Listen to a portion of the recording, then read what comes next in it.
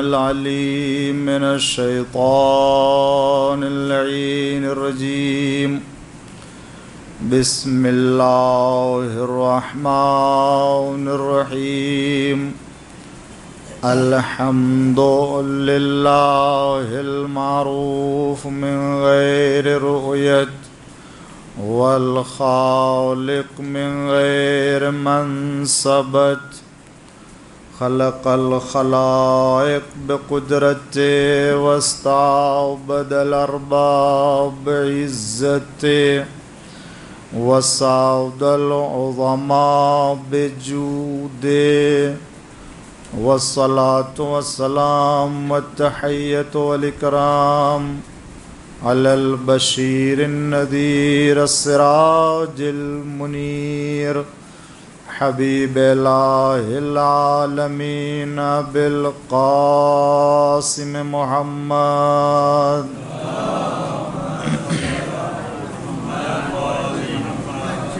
وعلى آله الطيبين الطاهرين المعصومين المظلومين المنتخبين المنتجبين المكرمين المتقين الصادقين الغر الميامين الذين أذهب الله عنهم الرجس وطهرهم تطهيرا.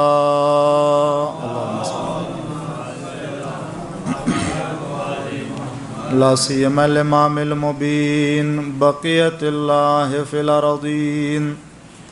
الحجة الثاني عشر والمهدي المنتظر عجل الله تعالى فرجه الشريف، ولعنة الدائم على أعدائهم أجمعين من الآن إلى قيام يوم الدين. أما بعد، فقد قال مولانا محمد بن علي التقي الجواد صلوات الله وسلامه عليه: من استغنى بالله افتقر الناس إليه، ومن اتقى الله أحبه الناس. صلوات بڑے محمد والے محمد. سب سے پہلے اس مسرت کی شب میں اور خوشی کی رات میں ہم اپنے زمانے کے امام مہدی عجل اللہ تعالی فرجہ الشریف کی بارگاہ میں ولادت کی مبارکباد عرض کرتا ہوں. اس کے بعد تمام علماء مراج اعظام شیعیان آل محمد علیہ السلام دنیا کے جہاں بھی گوشے میں رہتے ہیں، مخصوصاً آپ کی خدمت میں تہہ دل سے مبارکباد عرض کرتا ہوں، اور آپ سب کے لیے نیک تمناؤں کے لیے بارگاہ پروردگار میں دست بدعا ہوں کہ پروردگار ہم سب کو امام جواد علیہ السلام کی شفاعت پانے والوں میں شمار فرمائے. ایک صلوات مل جل کر کے آپ حضرات بھیج دیجئے، پھر اپنے بیان کو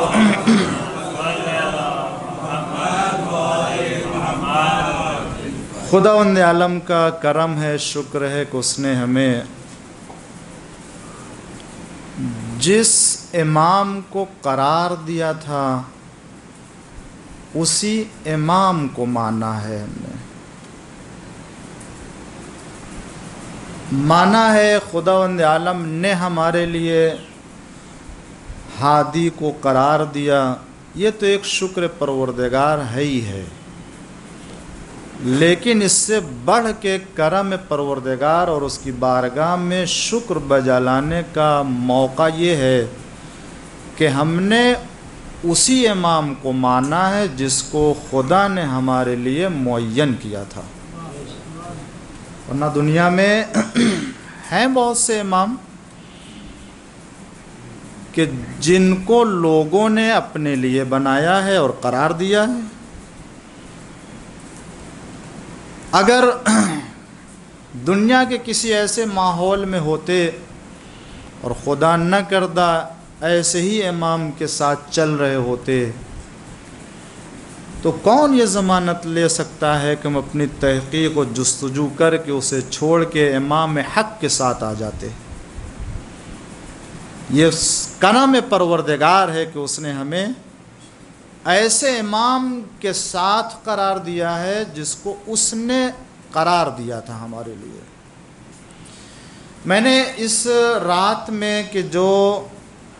ہمارے اور آپ کے نویں امام محمد تقی علیہ السلام کی ولادت باسعادت کی رات ہے، شب ہے، آپ ہی کے ایک بیان کو سرنامہ کلام قرار دیا ہے، اس لیے کہ اگر ہم امام کے فرمودات کو آپ کی ولادت کی شب میں نہیں سنیں گے تو کب سنیں گے؟ یہ موقع، اور غالباً اسی لیے ہمارے علماء نے یا مذہب میں یہ جو مناسبتوں کے اعتبار سے شب میں جشن کیا جاتا ہے یا شب میں مجلس ہوتی ہے یا شب میں محفلیں ہوتی ہیں، مناسبتوں کے زیادہ تر جو مناسبتوں میں شب میں ہوتی ہے، شاید اس کا فلسفہ بھی یہی ہے، ورنہ روز ولادت اور روز شہادت بھی اسے منعقد کر سکتے تھے اور برپا کر سکتے تھے۔ شب ولادت، شب شہادت، شب مناسبت میں پروگرام کرنا، جشن کرنے کا ایک فلسفہ، حکمت اور اس کا راز یہ بھی ہے کہ ہم اس رات میں اس مناسبت کی کچھ باتیں سنیں تاکہ دن میں ہم اسے انجام دے سکیں، کہ جب رات میں ہم مجھے معلوم ہوگا، سنیں گے، سیکھیں گے، تو صبح اور روز جب وہ دن آئے گا تو ہم کم سے کم اس کے اوپر عمل کریں گے اور اسے اپنی زندگی میں لے کر کے آئیں گے۔ اسی لیے آپ رجب کا مہینہ ہے، الحمدللہ شعبان کا مہینہ آنے والا ہے، جو رجب جو امت کا مہینہ ہے، کتنے اعمال ہیں، ان تمام مناسبتوں میں شب میں محفلیں اور جشن پروگرام ہوگا، یہ بتایا جائے گا کہ ہمیں کیا کرنا ہے کل۔ تو الحمدللہ ہمارے یہاں یہ جو سسٹم بنا ہوا ہے، خالص تربیت شیعیان آل محمد کے لیے کہ کم سے کم وہ اپنے کردار کو اور اپنی سیرت کو سنوار سکیں، اس امام کے کردار کو دیکھ کر کے جس امام کی ولادت کی مناسبت سے وہ بیٹھتا ہے اور سنتا ہے باتوں کو۔ تو ہمارے اور آپ کے امام جسے جواد الائمہ بھی کہتے ہیں، آپ کا لقب جواد ہے اور تقی ہے، لقب نام محمد ابن علی علیہم الصلاۃ والسلام ہے آپ کا۔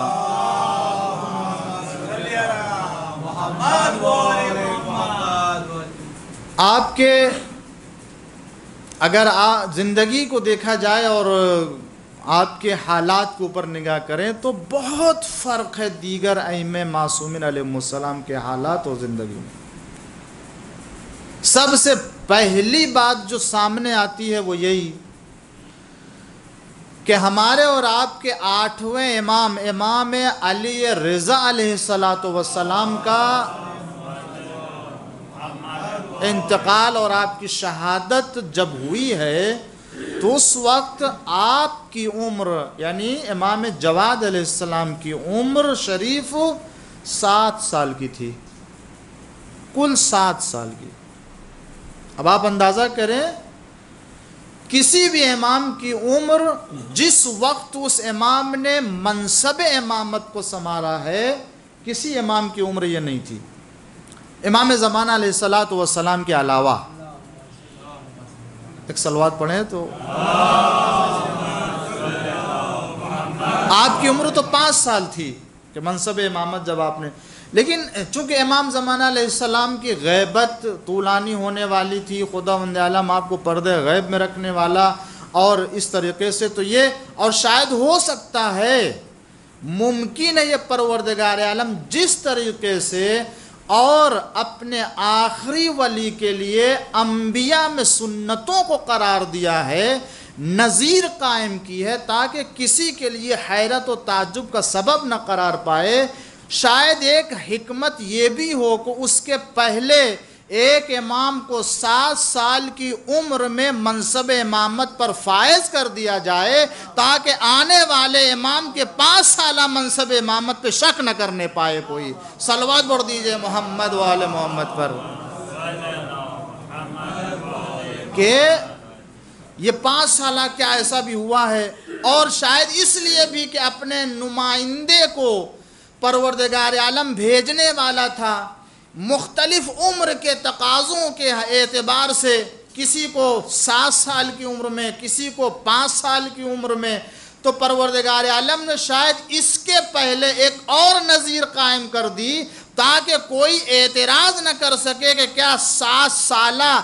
امام بھی کوئی امام ہو سکتا ہے، کہ جب قرآن پڑھے اور جناب عیسیٰ ابن مریم کا تذکرہ آئے تو وہاں پتہ چلے گا کہ جسے گہوارے میں پروردگار عالم نے قرار دیا وہ بھی اعلان کرتا ہے کہ خداوند عالم نے ہمیں نبی بنایا ہے اور کتاب عطا کی ہے۔ ایک صلوات پڑھ دیجئے محمد و آل محمد پر۔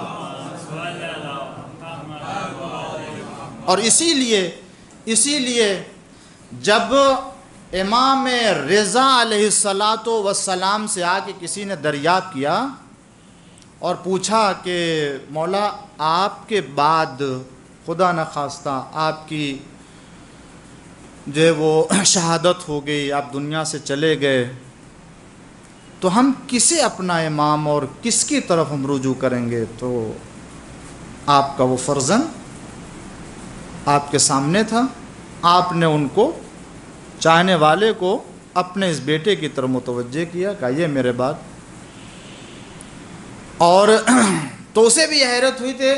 کہ ایک تو آپ کے اس عمر میں بیٹا ہوا ہے، اور لوگ یہی کہہ رہے تھے کہ یہ کیسے امام ہے کہ جن کا کوئی بیٹا نہیں ہے، اور یہی لوگ تانا دے رہے تھے۔ آخر وقت میں اس طرح سے تو لوگوں کا یہ اندازہ تو ہو گیا، تو کیا کیسے ہو سکتا ہے کہ یہ اس طرح؟ تو امام نے فرمایا کیا تم تعجب کرتے ہو، حیرت کرتے ہو؟ جب خداوند عالم جناب عیسیٰ ابن مریم کو گہوارے میں نبی بنا سکتا ہے تو پھر وہ ایک امام کو 7 سال کی عمر میں، 8 سال کی عمر میں امام اور منصب امامت پہ کیوں نہیں فائز کر سکتا ہے؟ تو حیرت و تعجب کی کوئی بات نہیں، اور اس طریقے سے تعارف کرایا تھا مولا نے، چاہنے والوں کو بتایا تھا، اور لوگ آتے تھے امام علیہ السلام کے سامنے زانو ادب طے کرتے تھے، بیٹھتے تھے، اور آپ کے اس اعجازانہ کیفیتوں کو اور ان تمام بیانات کو جو آپ اپنے خدا داد علم کے ذریعے سے لوگوں کو رہنمائی فرماتے تھے، اس سے انہیں یقین ہوتا تھا کہ ہاں یہ اگر کوئی کر سکتا ہے تو یہ ادھر سے ہی حاصل کردہ علم کے ذریعے سے کر سکتا ہے، کسی اور کے ذریعے نہیں۔ تو میں عرض کر رہا تھا کہ امام علیہ السلام کی عمر شریف 7 سال کی اس وقت، جس وقت منصب امامت پر فائز ہوئے، 17 سال امامت کے منصب پر فائز رہے، 17 سال، اور کل 25 سال کی عمر ہے۔ کتنی مختصر عمر ہے 25 سال میں، مگر آپ 25 سال دیکھیں کہ امام نے 25 سال کے عرصے میں قوم کو کتنا بڑا سرمایہ دیا ہے، امام نے قوم کو کتنی عمدہ طریقے سے رہنمائی کی ہے کہ آنے والی دنیا آج بھی اگر امام علیہ السلام کے ان تمام بیانات اور ان تمام سوال کے جوابات کو یکجا کر لے تو عالم اسلام پہ اس سے بڑا کوئی ذخیرہ تعلیمات اسلام کا نہیں ہو سکتا ہے۔ کیوں؟ اس لیے کہ امام علیہ السلام ایک نشست میں بیٹھ کے اتنے سوالات کے جواب دیتے تھے کہ اس کے پہلے کوئی مثال نہیں ملتی ہے۔ یہ وجہ ہے کہ جب یہ اعتراض ہوا اور مامون نے چاہا کہ جو ہے وہ اپنی بیٹی دے، تو پھر بنی عباس میں بہت سے ایسے افراد تھے کہ جن کو اعتراض ہو گیا کہ ایک بچے کو جو ہے وہ آپ اپنی بیٹی دینا چاہتے، کیا اور کوئی خاندان میں رشتہ دار میں نہیں دکھائی دیا؟ تو امام علیہ السلام کے بارے میں تو جانتا تھا، اور اس کو اس کا علم تھا کہ یہ خاندان عصمت و طہارت کا بچہ ہے، بچہ نہیں ہے۔ لہٰذا کہا کہ اگر امتحان لینا چاہتے ہو تو امتحان لے لو، تاکہ اندازہ ہو ہم نے جس کا انتخاب کیا ہے وہ ہم اس نگاہ کے اعتبار سے کہ جس کو جانتی ہے وہ نگاہ کہ یہ بچہ نہیں ہے بلکہ یہ عصمت و طہارت کے خاندان کا بچہ ہے۔ تو روایت بتاتی ہے کہ امام علیہ السلام ایک نشست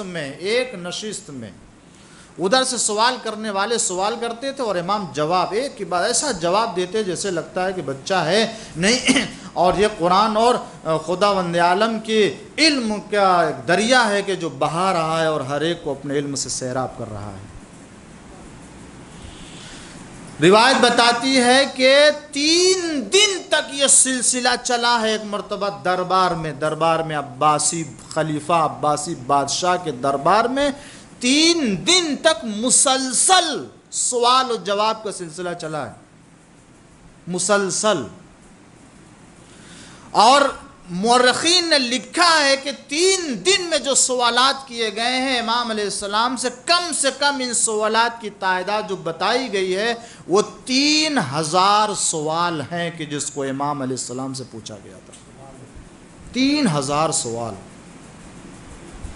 اگر یہ سوالات عالم اسلام میں اور ان کے جوابات کو محفوظ کیا گیا ہوتا تو آج کتنا بڑا ذخیرہ ہمارے پاس ہوتا۔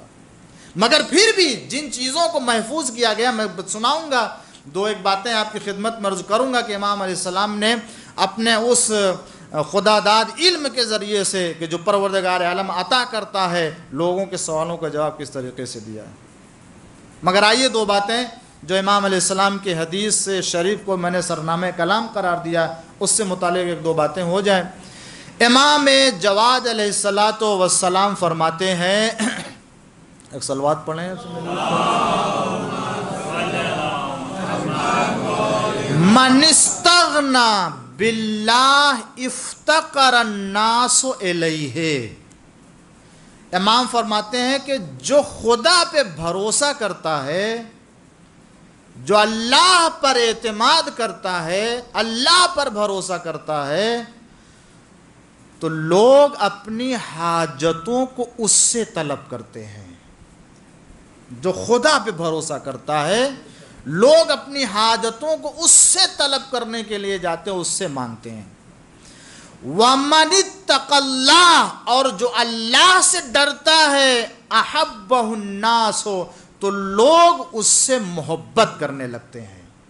یعنی تقوی الہی اگر کسی کے دل میں آ جائے، اگر خدا سے خوف رکھتا ہے تو اس کا پہلا اثر یہ ہے کہ وہ لوگوں میں محبوب ہو جاتا ہے۔ لوگ اپنی شہرت کے ذریعے سے، لوگ دولت کے ذریعے سے، لوگ مختلف طریقے سے اپنے آپ کو لوگوں کے درمیان محبوب بنانا چاہتے ہیں، لوگ عمل کے ذریعے سے، لوگ مختلف وسائل کے ذریعے سے کہ ہم لوگوں میں محبوب ہو جائیں، لوگ ہم سے محبت کرنے لگیں، لوگ ہم کو چاہنے لگیں۔ امام نے بہترین نسخہ دیا، اگر تمہارے دل میں یہ تمنا ہے کہ لوگ ہم سے محبت کریں تو تم خدا سے ڈرنے لگو۔ تم جتنا خدا سے ڈرو گے اتنی ہی محبت تمہارے دلوں میں آئے گی، ان کے دلوں میں کہ تم ان سے محبت کرتے ہو۔ صلوات پڑھ دیجئے۔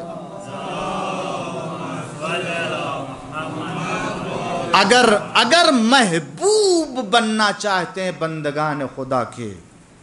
تو امام فرماتے ہیں کسی کام کے کرنے کی ضرورت نہیں ہے، تم خدا سے ڈرو، تقوی الہی اختیار کرو، خود بخود لوگ تم سے محبت کریں گے۔ اور آپ دیکھیے، آپ دنیا میں دیکھیے، جو واقعی مومن ہے، جو واقعی اللہ کا خوف رکھتا ہے، جو ڈرتا ہے، آیا اس سے لوگ محبت کرتے ہیں یا نہیں کرتے ہیں؟ جتنا تقوی اس کے پاس ہوتا ہے، جتنا خوف خدا ہوتا ہے، اتنا ہی وہ لوگوں کے درمیان محبوب ہوتا ہے۔ واقعی اگر متقی ہے، اگر واقعی وہ خدا والا ہے اور خدا سے ڈرتا ہے، تو خدا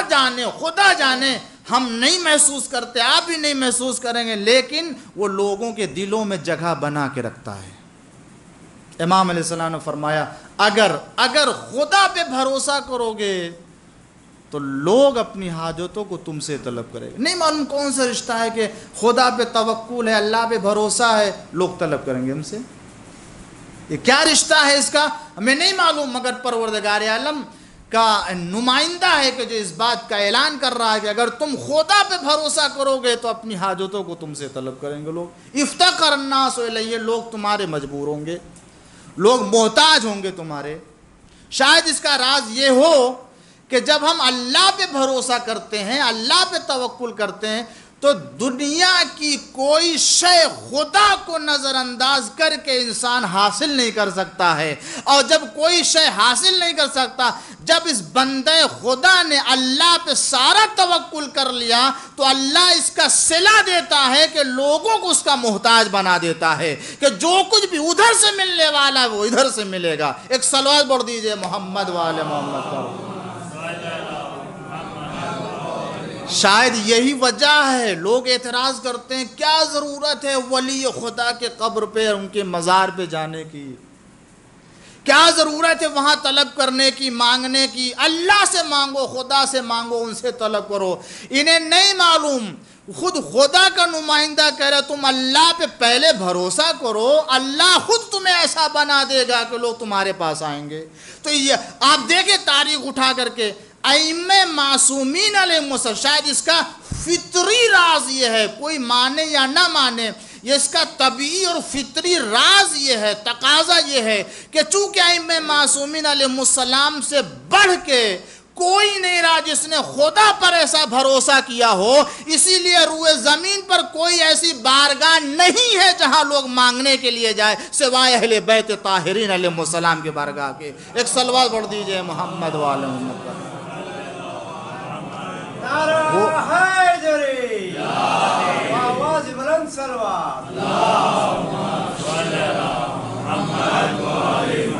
مگر اتنی کم سنی کے عالم میں جو آپ نے عالم اسلام کو اپنی طرف متوجہ کیا، بڑے بڑے علماء، بڑے بڑے بزرگ تھے،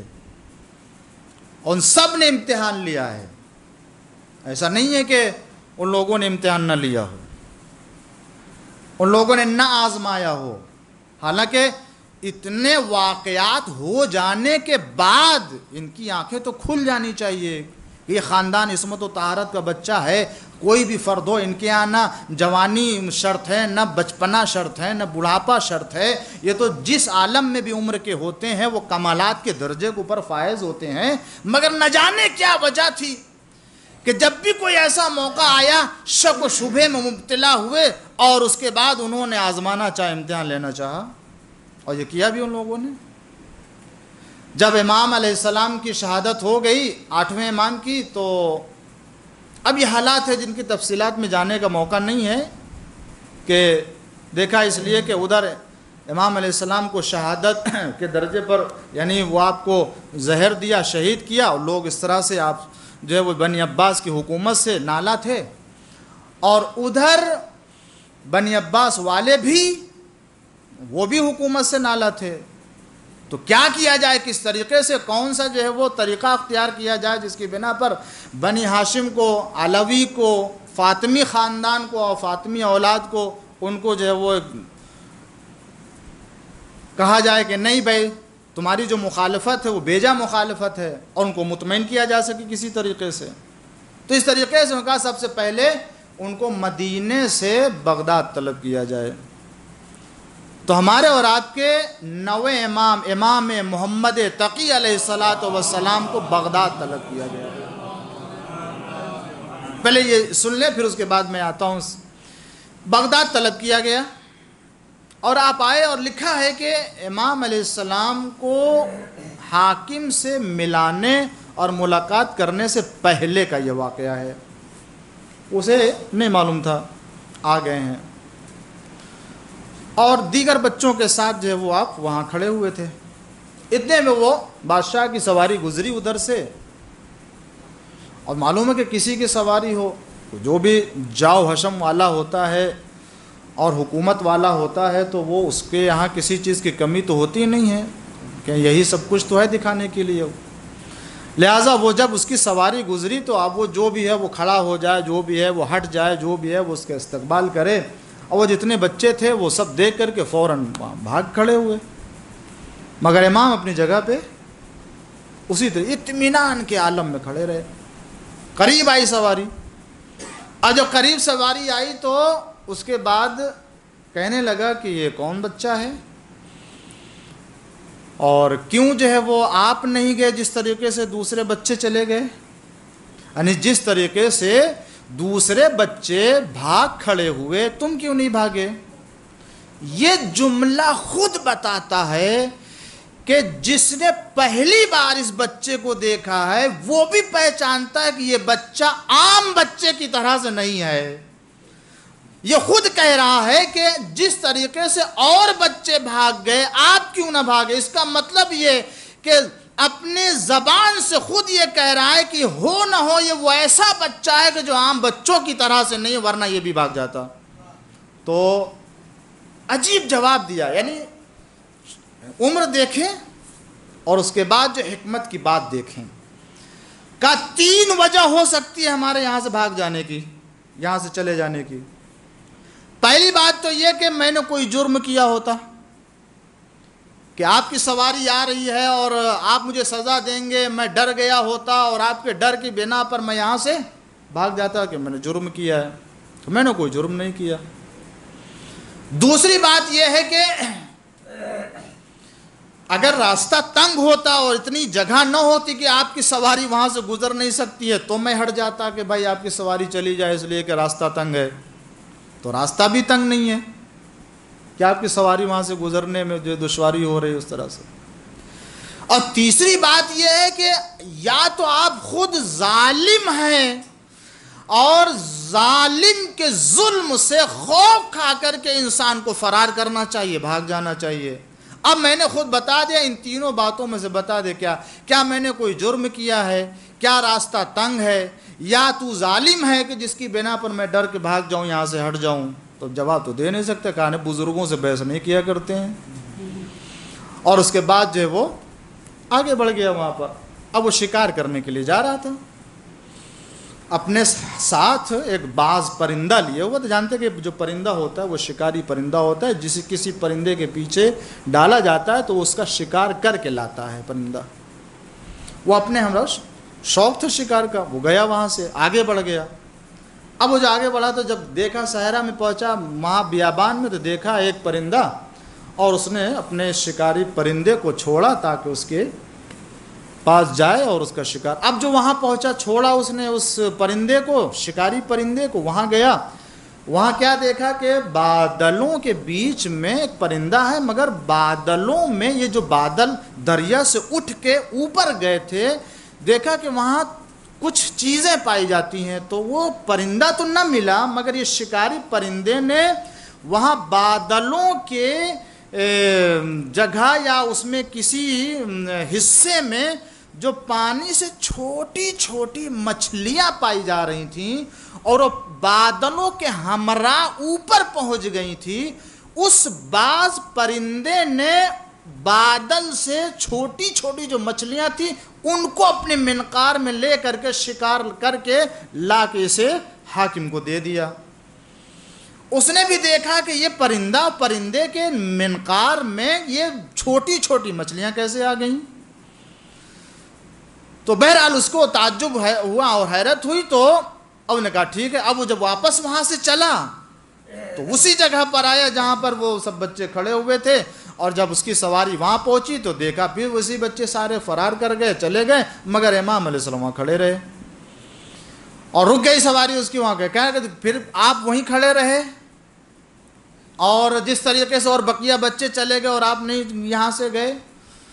تو امام نے کہا کہ یہ تیری سواری ہے، تو آیا تھا، یہی ساری باتیں تو نے کی، میں نے تو بھی پہلے بتا دیا تھا کہ بھائی کیا 3 باتوں میں سے تو اگر پہلے اعلان کر دیتا تو میں چلا جاتا یہاں پہ۔ تو نے بھی تو نہیں کہا کہ میں کیا ہوں، ظالم ہوں، راستہ تنگ ہے، یا یہ کہ میں نے کوئی جرم کیا ہے، تو کچھ تو ہوتا۔ اور پھر اس کے بعد یہی کہ آپ بڑی حکمت کی باتیں کرتے ہیں، اور اب تو پھر اس میں اگر ایسی باتیں ہیں تو پھر اس نے فوراً جو اس کے ہاتھ میں چھوٹی مچھلی تھی اس کو اس نے ہاتھ میں لے لیا اور بند کر لیا. بند کرنے کے بعد کہا اچھا اگر آپ کے پاس اتنا علم ہے اور آپ یہ حکمت کی باتیں کرتے ہو تو بتا دیجئے کہ میرے ہاتھ میں کیا ہے. امام علیہ السلام سے دریافت کی بتاؤ کہ میرے ہاتھ میں کیا چیز پائی جاتی ہے. امام علیہ السلام کے لیے سوال کا جواب دینا تو کوئی دشوار تھا ہی نہیں، مگر امام علیہ السلام اس جواب کے ذریعے سے بتا دینا چاہتے کہ دیکھو تم جس بچے کا امتحان لے رہے ہو تمہیں یقین ہونا چاہیے کہ یہ کوئی عام بچہ نہیں ہے، معمولی بچہ نہیں ہے. جیسے ہی اس نے سوال کیا کہ بتاؤ میری مٹھی میں کیا ہے، ایک مرتبہ امام نے آواز دی کہ پروردگار عالم نے زمین و آسمان کے درمیان کچھ دریا کو پیدا کیا ہے، اس دریا میں خدا نے مچھلیوں کو پیدا کیا ہے، اور وہ بادل ہواؤں کے ذریعے سے چھوٹی چھوٹی مچھلیاں جب اوپر جاتی ہیں تو یہ دنیا میں جن کو اقتدار و حکومت مل جاتی ہے تو یہ شوق ہوتا ہے ان کو شکار کرنے کا، تبلیغ و ہدایت کے علاوہ ان کو قرآن و اسلام کی تعلیمات کو پھیلانے کے علاوہ ان کو شکار کرنے کا شوق ہوتا ہے. اور یہ جب اپنے ہمراہ شکاری کو لے جاتے ہیں اور وہ شکاری جب ان بادلوں سے چھوٹی چھوٹی مچھلیوں کو لے کر کے آتے ہیں اور یہ جب بادشاہ کو دے دیتے ہیں شکاری تو وہ اپنی مٹھی میں بند کر کے خاندان عصمت و طہارت کے بچے کا آ کے امتحان لیتے ہیں کہ تمہاری مٹھی میں کیا ہے. بتا دیا کہ دیکھو اگر یہاں کا علم ہوتا تو نہ بتا پاتا، مگر چونکہ وہاں کا علم تھا اس لیے میری نگاہوں سے کوئی چیز مخفی نہیں ہوتی. ایک صلوات پڑھ دیجئے محمد وآل محمد پر. آپ دیکھیں جو اتنے سوالات کیے، آپ میں کسی امام کی زندگی میں، کسی امام معصوم کی حیات میں میں نے نہیں دیکھا اتنے مناظرے اور اتنے بڑے بڑے اہتمام کیے گئے ہوں، علمی اعتبار سے ان سے پوچھا گیا ہو، دریافت کیا گیا ہو امام علیہ السلام سے. اور یہی وجہ ہے کہ امام علیہ السلام نے ان تمام سوال کا جواب جس انداز سے پوچھا گیا ہے اس سے بہتر انداز سے آپ نے جواب دیا ہے. اس لیے کہ یہ ہنر ہونا چاہیے انسان کو کہ جواب تو دینا ہی ہے، جواب دینے کے علاوہ سوال کرنے کا بھی ہنر ہونا چاہیے انسان کو کہ سوال بھی پوچھا جائے تو کیسے پوچھا جائے. اور یہی وجہ ہے کہ جب امتحان اور آزمائش کے لیے تمام بڑے بڑے علماء کو جمع کیا گیا اور اکٹھا کیا گیا کہ آج ان کا آخری امتحان ہوگا اور آخری آزمائش ہوگی، اور اس میں یہ طے ہو جائے گا کہ حاکم نے خاندان بنی عباس کو چھوڑ کر کے جس بچے کا انتخاب کیا ہے دامادی کے لیے، آخر راز کیا، حکمت کیا. اور یہ بھی چونکہ علمی شوق رکھتا تھا، مناظرے کرواتا تھا، اس کو بھی معلوم تھا، اہتمام کرایا تھا اور بڑے بڑے علماء کو بلایا تھا. یحییٰ بن اقسم بغداد کا قاضی القضات تھا جس کو بلایا گیا تھا کہ تم ایسے سخت سوال بنا کے لاؤ کہ جس کا جواب نہ دے سکیں. اور یحییٰ بن اقسم جو قاضی القضات اس نے بھی ایسے سوال مرتب کیے تھے کہ وہ اپنی دانش میں یہ سمجھ رہا تھا کہ اس کا جواب کسی کے پاس نہیں ہو سکتا ہے. اب توجہ کر عزیزو، دیکھیں امام نے اس زمانے میں اپنی اس کم سنی میں جو کمالات کا مظاہرہ کیا ہے وہ آج تاریخ میں درج ہے. اگر ان چیزوں کو پیش کیا جائے کہ اس عمر میں امام سے ایسے سوالات کیے جا رہے ہیں اور وہ جواب دے رہا ہے تو یہی ہدایت کے لیے مسلمانوں اور انسانوں کے لیے کافی ہے. اور جو اس نے سوال کیا، کیسا سوال کیا جانا ہوا ہے، یہ آپ کو مشہور ہے، مگر میں تھوڑی سی وضاحت اس کی اس انداز سے کرنا چاہتا ہوں کہ اندازوں کہ ایسے ہی یہ سوال نہیں کر لیا گیا تھا امام کی بارگاہ میں آ کر کے بزم میں. اس لیے کہ آپ دیکھیں کوئی بھی اسلامی احکام اور اسلامی قوانین میں بہت سے ایسے احکام ہیں کہ جو آسانی سے ذہن میں انسان کے آ جاتے ہیں، مگر کچھ ایسے ہیں کہ جو بار بار انسان پڑھتا ہے مگر پھر بھی نہیں آتے ہیں، جن کو سمجھنے کے لیے بھی انسان کو بار بار پڑھتا ہے. کچھ ایسے کام ہیں جس کے لیے ہم اور آپ نہیں، ایک مرجع کو بھی ضرورت ہوتی ہے دیکھنے کے لیے. کچھ ایسے میں مثلا جیسے اسلامی احکام و قوانین میں میراث کے احکام ہیں. میراث کے احکام ایسے احکام ہیں، قوانین ہیں کہ جس کے اتنے طبقات ہیں، اتنی رشتہ داریاں ہیں، اتنے جو ہے اقربا ہیں، وہ کس طبقے سے تعلق رکھتے ہیں، یہ سب وہ مسائل ہیں کہ جن کو جب تک کتاب نہ دیکھی جائے اس وقت تک جلدی انسان نہیں بتا پاتا ہے۔ یا اور دیگر مسائل ہیں، حج کے مسائل ہیں اسی طریقے سے، اور حج کے مسائل میں بھی کچھ ایسے مسائل ہیں کہ جو سخت ترین مسائل پائے جاتے ہیں۔ آپ میں سے کتنے جنہوں نے حج کیا، عمرہ کیا ہے، اور جنہوں نے نہیں کیا خدا عالم انہیں توفیق عطا کرے کہ وہ، اور جنہوں نے کر لیا اللہ تعالیٰ بار بار انہیں توفیق عطا فرمائے۔ کتنے آپ نے حج کیا، عمرہ کیا، زیارت کی، گئے وہاں پر، آپ نے حج و عمرے کی کتاب لی، بک لیا، لینے کے بعد آپ نے کم سے کم عمرہ تمتع یا عمرہ مفردہ کے مسائل پڑھتے ہیں تاکہ کم سے کم ہمیں جو کچھ وہاں کرنا ہے وہ معلوم ہو۔ لیکن جب پڑھتے ہیں تو انہی مسائل کو پڑھتے ہیں جن کی ضرورت ہوتی ہے، اور جن کی ضرورت نہیں ہے ادھر بھی انسان متوجہ نہیں ہوتا ہے۔ مثلا فرض کر لیے، یہ تو سب جانتے ہیں، ہر انسان جانتا ہے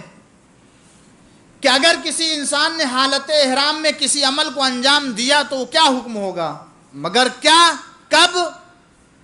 مسائل کیا پڑھ رہا، عمرہ مفردہ کے مسائل پڑھ رہا ہے۔ تو جب عمرہ مفردہ کے مسائل پڑھا تو اسے پتہ ہے کہ احرام کس چیز کا ہے۔ تو جتنے بھی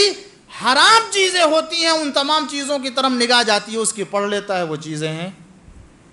لیکن اس میں بھی کچھ ایسی حرام چیزیں ہوتی ہیں جن کا تعلق نہیں ہوتا ہے حاجی سے، عمرہ کرنے والے سے، تو اسے نہیں پڑھتا، وہ آگے نکل جاتا ہے۔ مثلا فلاں چیزیں حرام ہیں، آئینہ دیکھنا حرام ہے، مثلا جو ہے وہ خوشبو لگانا حرام ہے، خون نکالنا، کنگھی کا، یہ ساری چیزیں اس کے اندر پائی جاتی ہے، سائے میں یہ معلوم ہے کہ یہ چیزیں حرام ہیں۔ لیکن جیسے ہی ہم پڑھتے پڑھتے شکار کی جگہ پر آتے ہیں، وہاں سے ہم آگے بڑھ جاتے ہیں یا نہیں، اس لیے کہ وہاں کون شکار کرے گا، کون نکاح کرے گا، کون شادی کرے گا، کون عقد کرے گا، یہ سارے وہ مسائل جو انسان پڑھنے والا بھی نہیں پڑھتا ہے اسے۔ اب دیکھیں کون سا مسئلہ لے کے آیا تھا یحییٰ بن اقسم، ان مسائل میں احکام اسلام کے جو تو سخت ترین موضوع پایا جاتا ہے، اور اس موضوع میں بھی جو سب سے زیادہ سخت مسئلہ ہے شکار کا، کہ جسے انسان کبھی دیکھتا نہیں ہے، دیکھنے والا بھی اس کی طرف متوجہ نہیں ہوتا، جو انسان کے ذہن میں نہیں ہوتا ہے کہ یقیناً یہ ایسا ہوگا کہ جس کی طرف توجہ نہیں ہے وہ جواب نہیں دے سکیں گے۔ اسی لیے اس نے پوچھا کہ بتائیے حضور کہ اگر کوئی احرام کی حالت میں شکار کر لے تو اس کا کفارہ کیا ہوگا؟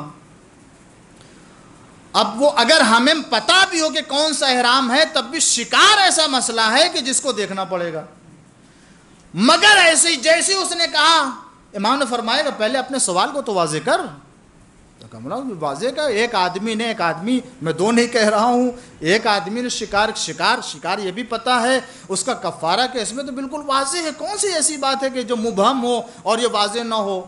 امام نے فرمایا پہلے تو یہی واضح نہیں ہے کہ احرام کی حالت میں ایک انسان نے شکار کیا تو یہ بتا دے کہ احرام کون سا احرام ہے، اس لیے کہ احرام عمرہ مفردہ کا ہوتا ہے، احرام عمرہ تمتع کا ہوتا ہے، احرام اور بھی دوسرا احرام کون سا احرام میں تھا حاجی، اور یہ کس احرام کو اس نے پہنا تھا جس کے بعد شکار کیا تھا، اور اس کے بعد یہ واضح نہیں کہ یہ آدمی کون سا، یہ آدمی کا مطلب کیا ہوتا ہے، ایک آدمی کہ یہ آدمی کیسا تھا، یہ آدمی آیا جس آدمی نے شکار کیا احرام کی حالت میں، یہ آدمی کہاں تھا، یہ آدمی عالم تھا، جاہل تھا، یہ عالم بالغ تھا، یہ آدمی بالغ تھا یا غیر بالغ تھا، یہ انسان جس نے شکار کیا ہے کہاں شکار کیا، حرم کے اندر شکار کیا، حرم کے باہر شکار کیا ہے، یہ انسان جس جس نے حالت احرام میں شکار کیا ہے کس پرندے کا شکار کیا یہ بھی تو واضح نہیں ہے، وہ پرندہ بھی نہیں معلوم کون زمین میں چلنے والا پرندہ ہے یا آسمان میں اڑنے والا پرندہ ہے، اور اس کے بعد یہ بھی پتہ نہیں ہے کہ یہ انسان جس نے شکار کیا ہے، شکار کرنے کے بعد آیا اس کا یہ شکار پہلی مرتبہ مانا گیا ہے یا دوسری مرتبہ کا شکار ہے، یہ بھی تو نہیں پتہ یہ شکار کرنے کے بعد اپنے اس عمل کے اوپر نادم ہے، پشیمان ہے یا نہیں ہے، بار بار اس کو انجام دے رہا ہے۔ کہ اتنی شقیں پیدا کر دی، بعض روایت بتاتی ہے کہ 22 شقیں پیدا کی تھی امام نے، اس سوال کے اندر سوال نکالے، سوال کے اندر سوال نکالے، اور ایک روایت تو بتاتی ہے کہ امام نے ہر ایک کے کئی ضرب لگا کر کے بہت سی قسمیں بنائیں، یہاں تک کہ 2008 سوال اسی ایک سوال میں امام نے پیدا کی اور بتایا کہ اتنی شقیں بنتی ہیں، آخر بتا کون سا سوال تیرا ہے جو میں اس کا جواب دوں۔ روایت بتاتی ہے کہ جیسے ہی امام نے یہ بیان کیا کہ بتا کون سے شقیں ہیں، تو یحییٰ بن اقسم قاضی القضاة بغداد جو بیٹھا ہوا اس کا منہ کھلا کا کھلا رہ گیا کہ میں اپنے سوال کو بھی صحیح طریقے سے نہ پوچھ سکا۔ تو معلوم یہ ہو گیا، امام نے بتا دیا کہ دیکھو تمہیں سوال کرنے کا طریقہ نہیں آتا ہے تو تمہارے پاس اس کا جواب کیا ہوگا، اور میں اس کا جواب جانتا ہوں۔ ہر ایک سوال کا جواب امام نے دے کے بتا دیا کہ دیکھو شریعت والا کون ہے، شریعت کی جگہ پہ قبضہ کرنے والا کون ہے۔ صلوات پڑھ دیجئے محمد والے محمد والا۔ تمہیں کیا پتا کہ یہ شریعت کے احکام کیا ہوتے ہیں، ہر ایک کے حرم کے اندر ہوا، حرم کے باہر ہوا ہے، بالغ ہے غیر بالغ ہے، اس سب کی حکمت کو بیان کیا امام علیہ السلام نے۔ اور اس کے بعد امام نے فرمایا اچھا اگر تو اجازت دے تو میں بھی سوال کروں۔ اب ظاہر سی بات ہے وہ امام کے سوال کا جب امام سے اتنے سوالات کیے تو خود اسے اندازہ ہو گیا کہ جب ایک سوال میں اتنے سوال امام نے ہم سے کر ڈالے تو پھر ان کا سوال ہمارے لیے کیسا ہو۔ کہا نہیں پوچھے، اب جو قاضی القضاة ہے بھرا دربار ہے، یہ سن لینا آسان ہے عزیزو اس مجمع میں، لیکن یہ جس مجمع میں، جس دربار میں، جس بزم میں، علماء کے جس مجمع میں یہ ساری چیزیں ہو رہی تھیں، اور جہاں ایک چھوٹا سا بچہ ہے، کم سن بچہ ہے، اور جہاں یہ قاضی القضاة بغداد کا بیٹھا ہو، بڑے بڑے علماء بیٹھے ہوں، ایسے عالم میں رسوا نہیں ہوگا تو کیا ہوگا۔ مگر کیا کہے، اسے تو پتا ہے کہ ہم جواب نہیں دے سکتے، مگر کہا نہیں آپ پوچھئے، اور اگر نہیں آئے گا تو پھر آپ ہی سے دریافت کر لیں گے، اس لیے کہ وہ تو جانتا ہے کہ جس کو یہ اتنا علم ہو کہ ہمارے سوال کی بھی اس طرح سے تصحیح کر دے اور اتنی شقیں پیدا کر دے۔ کہا پوچھے، امام نے علیہ السلام نے فرمایا بتاؤ اچھا وہ کون سی عورت ہے کہ جو صبح کے وقت حرام تھی، ظہر سے پہلے حلال ہو گئی، ظہر کے بعد حرام ہو گئی، عصر سے پہلے حلال ہو گئی، عصر کے بعد پھر حرام ہو گیا۔ اب وہ دیکھتا رہ گیا کہ یہ کیا پوچھ رہا ہے، ایک دن میں کیسے ہو سکتا ہے، یہ ایک دن میں ایک عورت حرام حلال کیسے ہی ہو سکتے ہیں۔ امام علیہ السلام کہا تمہیں نہیں معلوم، تم قاضی القضاة ہو، تم منصب قضاوت پر بیٹھے ہو، اگر یہ مسئلہ آ جائے تو کیا کرو گے۔ بھرے بزم میں امام نے دریافت کیا، جواب نہیں ہے، مگر کم سن امام نے جواب دیا۔ کہا تجھے نہیں معلوم، صبح میں وہ کسی کی کنیز تھی، ایک انسان نے اسے دیکھا، دوسرے کی کنیز اس کے لیے حرام تو ہے ہی ہے، کیا حلال ہے اس کے لیے، مگر اس نے ظہر سے پہلے اس کنیز کو خرید لیا، جب خرید لیا تو اس کے لیے حلال ہو گئی، لیکن ظہر کے بعد اس نے اپنی اس کنیز کو ماں کے پشت سے نسبت دے دی۔ یہ ہمارے یہاں ایک اسلامی احکام میں ہے زہار جسے کہتے ہیں، کہ اگر کوئی شخص اپنی بیوی کو، کنیز کو، بیوی کو اگر اس کی پشت کو ماں کی پشت سے تشبیہ دے تو یہ بیوی حرام ہو جاتی ہے اس کے لیے۔ تو اس نے جو اس کو ظہر کے وقت اپنی ماں کی پشت سے اس کی پشت کو تشبیہ دے دی، حرام ہو گئی اس کے لیے۔ اس نے پھر عصر سے پہلے کیا کیا، کفارہ ادا کر دیا، اور جب کفارہ دے دیا تو پھر اس کے لیے حرام ہو گئی۔ بتا دیا کہ دیکھو حلال و حرام کے جاننے والے ہم ہیں، تم نہیں ہو۔ ایک صلوات پڑھ دیجئے محمد والے محمد۔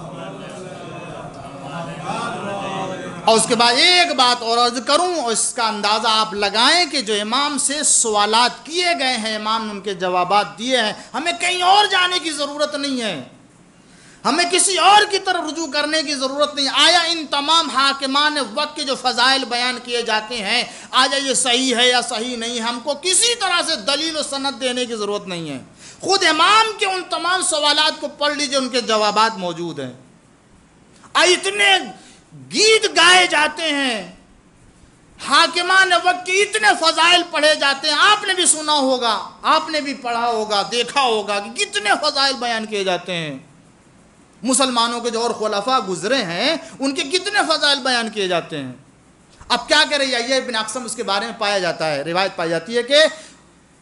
جب یہ ذلیل ہو گیا، رسوا ہو گیا دربار میں، تو اب کیا کرے، وہ ایسے سوال تو نہیں کر سکتے، اس لیے کہ پتہ ہے کہ ہر سوال کا جواب دیں گے، ان کے پاس ہر علم ہے۔ تو لکھا یہ ہے کہ اب انتقام لینے کے لیے، کہ تاکہ دربار میں حاکم کے سامنے ان کے عقیدے کو ان کے بیان کے ذریعے سے واضح کر دیں، تاکہ یہ پتہ چل جائے کہ یہ خلفاء کے بارے میں کیا عقیدہ رکھتے ہیں۔ اب اس نے اعتقاداتی سوال کرنا شروع کیا جو عقائد سے متعلق ہیں۔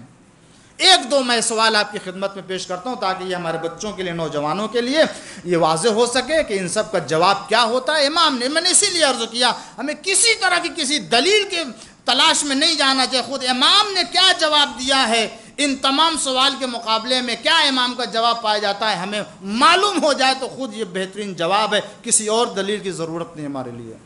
تو اس نے اس طرح کے سوالات مرتب کیے تاکہ اگر یہ جواب دیں گے صحیح تو یہ دربار میں بدنام ہوں گے، ان کا عقیدہ ظاہر ہوگا، اس طریقے سے دربار سے ان کو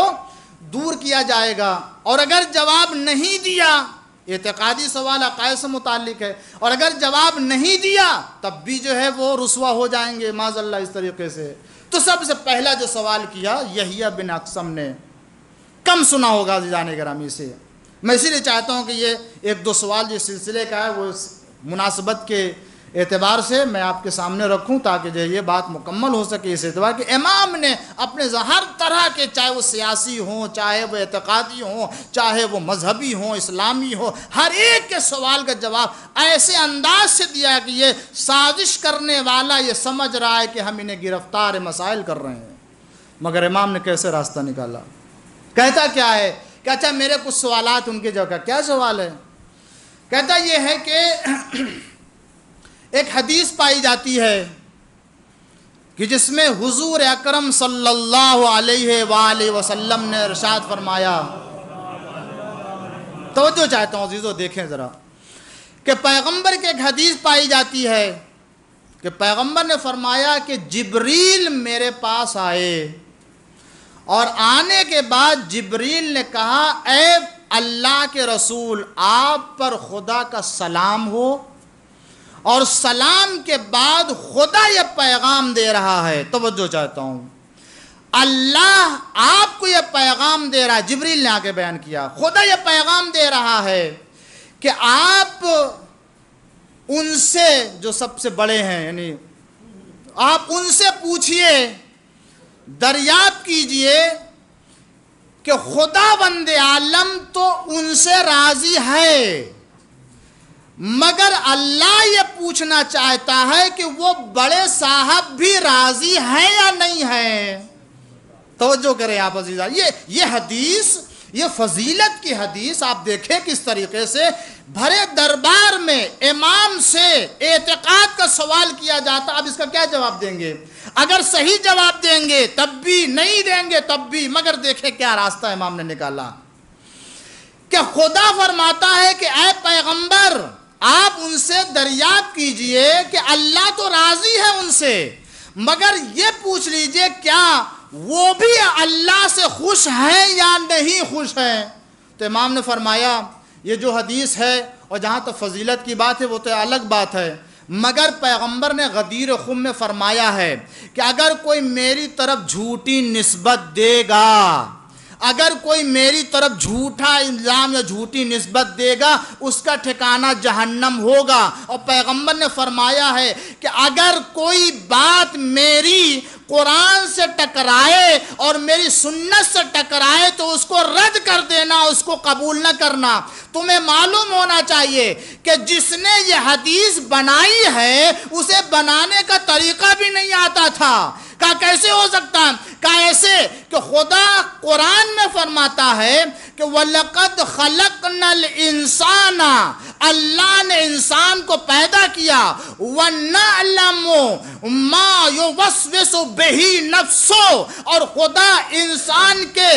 نفس میں آنے والی باتوں سے بھی آگاہ ہے، اور خدا بند عالم وَنَحْنُ أَقْرَبُ إِلَيْهِ مِنْ حَبْلِ الْوَرِيدِ، اللہ انسان کے رگے گردن سے بھی زیادہ قریب ہے۔ اللہ تو یہ فرماتا ہے کہ اپنے بندوں کے سینوں میں، ان کے دلوں میں ابھرنے والی ہر باتوں سے واقف ہے، اور یہ حدیث کہہ رہی ہے کہ اللہ کو پتہ ہی نہیں ہے کہ وہ راضی ہے یا راضی نہیں ہے۔ صلوات پڑھ دیجئے محمد وآل محمد پر۔ جو بات قرآن سے ٹکرا جائے، جو بات قرآن کے مقابل میں آ جائے، اسے نہیں مانا جاتا ہے۔ اچھا ہوا کہ تم نے فضائل کی حدیث بتا دی تاکہ اس کی حقیقت بھی لوگوں کے سامنے واضح ہو گئی۔ ایک صلوات پڑھ دیجئے محمد وآل محمد پر۔ اب اس کے بعد ایک دوسری بات آئی، یہ سب روایتیں ہیں، پائی جاتی ہیں کتابوں میں، اور ان سب کو گڑھا گیا، بنایا گیا ہے۔ اب اس کے بعد کہتے ہیں کہ وہ ایک اور حدیث، آپ اس کے بارے میں کیا کہتے ہیں؟ کہ کون سی حدیث ہے؟ کہ لگے کہ وہ رسول اللہ کی حدیث ہے کہ پیغمبر نے فرمایا انہی صاحب کے لیے، کہ پیغمبر نے فرمایا کہ بلکہ ان دونوں کے لیے فرمایا کہ سیدے کہول اہل الجنہ، وہ دونوں جنت کے بوڑھوں کے سردار ہیں۔ یہ فضیلت کی حدیث پائی جاتی ہے، اور آپ اس حدیث پیغمبر کے بارے میں کیا فرماتے ہیں؟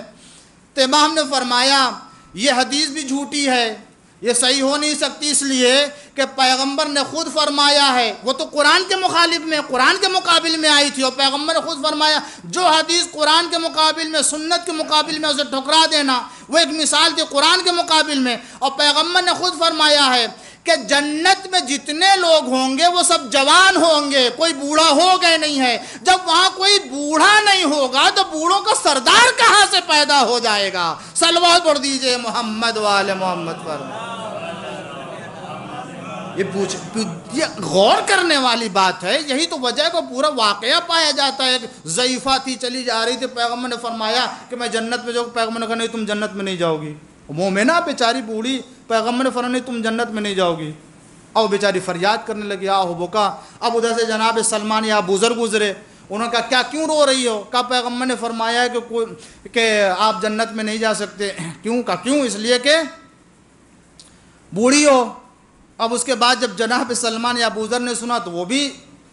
رسول کے پاس آئے، حضور کے پاس، بالکل صدمے میں کہ کیا ہوا؟ حضور آپ نے فرمایا ہے کہ کوئی جو ہے وہ آپ جنت میں نہیں جائیں گے، تو میں بوڑھا تو پیغمبر نے فرمایا کہ ہاں میں نے کہا ہے۔ اس کے بعد آپ نے اس کی علت بتا دی، کیا وہ مومنہ بھی جائے گی، تم بھی جاؤ گے، مگر اس بڑھاپے میں نہیں جاؤ گے، اللہ تمہیں جوان کر کے جنت میں بھیجے گا۔ تو جتنے بوڑھے ہیں وہ سب جوان ہوں گے۔ نہیں معلوم ان کی عقل کو اہل بیت کی حدیث کے مقابل میں بنانے میں کیا ہو گیا تھا۔ شاید یہی وجہ ہے، چونکہ پیغمبر نے فرمایا تھا کہ الحسن والحسین سیدی شباب اہل الجنہ، تو ان کو اس حدیث کے مقابل میں بنانے کا طریقہ بھی نہ آیا کہ کیا بنایا جائے۔ بتا دیا کہ دیکھو جو اہل بیت کا مقابلہ کرتا ہے وہ اسی طریقے سے رسوا کر دیا جاتا ہے۔ ایک صلوات پڑھ دیجئے محمد وآل محمد پر۔ تو یہ تمام وہ باتیں تھیں کہ جس کو امام علیہ السلام نے ان سوالوں کا جواب دے کر کے، بہت سی اس طرح کے یہ اعتقاداتی جو سوال ہیں، میں وقت پورا ہو رہا ہے میں نہیں بیان کر سکتا ہوں، ورنہ یہ اعتقاداتی جو سوال اسی طرح کے نہ جانے کتنے فضائل کی حدیثوں کو امام سے پوچھا، امام نے اسی طریقے سے قرآن اور حدیث کے مقابل میں آنے والے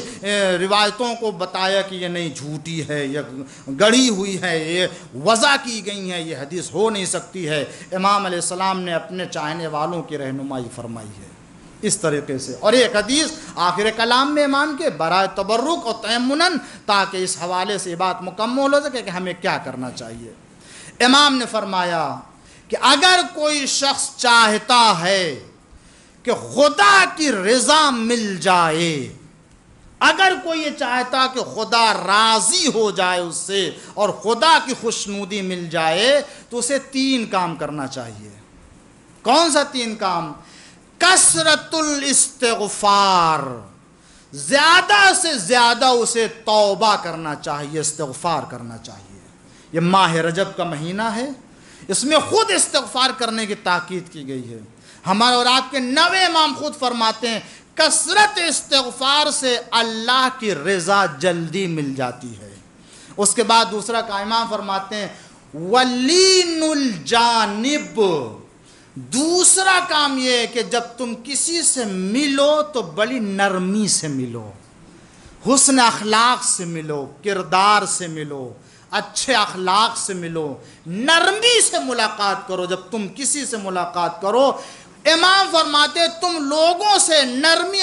اور بڑے احترام سے ملو گے، پروردگار عالم تم سے راضی ہو جائے گا۔ اس کے بعد امام فرماتے ہیں کہ تیسری چیز جس کے ذریعے خداوند عالم راضی ہوگا، کثرت الصدقہ، زیادہ سے زیادہ صدقہ دینے سے۔ تم صدقہ دو گے اللہ تعالیٰ۔ اس کے بعد امام فرماتے ہیں 2-3 چیزیں ایسی بھی ہیں کہ جن کے ذریعے سے اگر تم انجام دو کبھی بھی تم پشیمان نہیں ہوگے، کبھی بھی نادم نہیں ہوگے۔ 3 چیزیں انجام دو کبھی پشیمان نہیں ہوگے۔ امام فرماتے ہیں پہلی چیز یہ کہ دیکھو،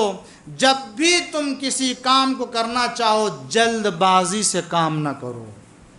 ترک العجلہ،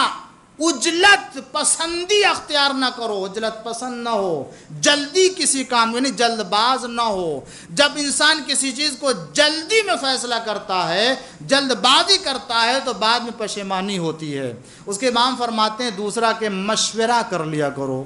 اپنے کام کو کرنے سے پہلے مشورہ کر لو، مشورہ کرو گے کبھی بھی تم پشیمان نہیں ہوگے۔ تیسرے اور آخری بات اپنی بات کو تمام کروں، امام فرماتے ہیں جب مشورہ کر لو اور مشورہ کرنے کے بعد جب کسی کام کو انجام دینے کا ارادہ کر لو تو اللہ پر بھروسہ کر کے اسے انجام دو۔ اللہ پہ بھروسہ کرو گے پروردگار عالم کبھی شرمندہ نہیں کرے گا۔ انہی باتوں کے ساتھ میں اللہ کی بارگاہ میں دعا کرتا ہوں، پروردگارہ بحق الزہرا و ابیہا و بال و بنیہا والسر المستودفیہ امام زمانہ کے ظہور میں تعجیل فرما۔